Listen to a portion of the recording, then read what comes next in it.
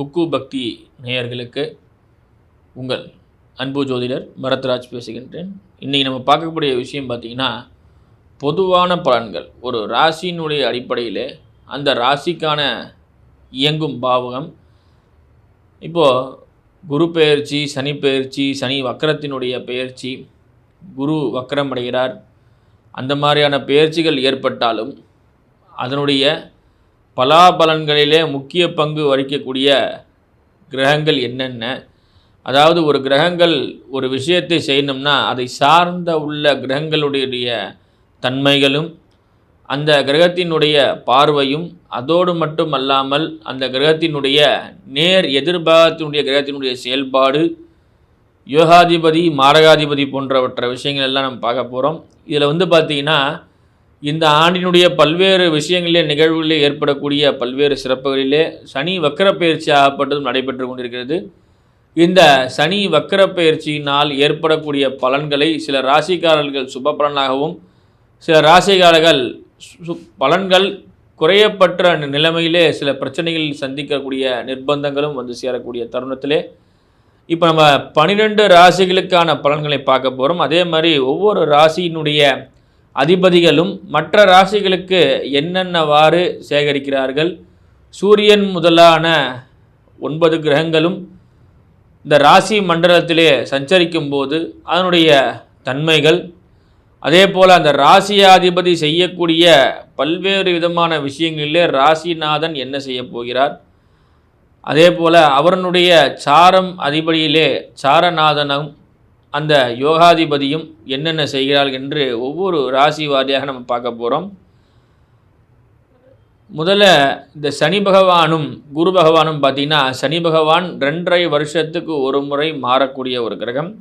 குரு பகவான் வருடம் பெயர்ச்சி ஆகக்கூடிய கிரகம். 1.5 வருட காலங்களுக்கு பெயர்ச்சி ஆகக்கூடிய கிரகங்கள், அதாவது 18 மாதத்துக்கு ஒரு முறை பெயர்ச்சி ஆகக்கூடியது ராகு கேது. இந்த கிரகங்களுடைய வலிமை தன்மையிலே சில மாற்றங்கள், இதனுடைய சாரம் பெற்று சில கிரகங்கள் நன்மையும் சில கிரகங்களுக்கு அசுப பலன்களும் ஏற்படுகிறது. சுப பலன்கள் பெறக்கூடிய கிரகங்களிலே தன்மை பெற்ற அந்த ராசிகள் பல்வேறு விதமான ஆதாயங்களும் எதிர்பார்ப்புகள் நிறைவேறப்பெற்று சில முன்னேற்றங்கள் வருகிறது. அதாவது நம்ம எப்படி சொல்லணும்னு கேட்டிங்கன்னா, நம்ம ஒரு வகுப்பில் படிக்கிறோம்னா இந்த ஒரு தேர்வு எழுதுகிற மாதிரி அந்த தேர்வு வச்சாதான் நமக்கு ஒரு தீர்வு கிடைக்கும் என்பது போல், ஒரு ராசி மண்டலத்திலே சஞ்சரிக்கக்கூடிய கிரகம் அந்த ராசி மண்டலத்திலே இருந்து எந்த கிரகத்தினுடைய கட்டுப்பாட்டிலே அந்த ராசி இயங்கப் போகிறதோ அந்த ராசியினுடைய தன்மையிலே அந்த கிரகத்தினுடைய செயல்பாடும் ஈடுபடுகிறது. அதே போல் நண்பனும் சேர்ந்தால் நன்மைகளும், நண்பனும் பகைவனும் சேரும்போது சில தீமைகளும் ஏற்படக்கூடிய நிலைகளிலே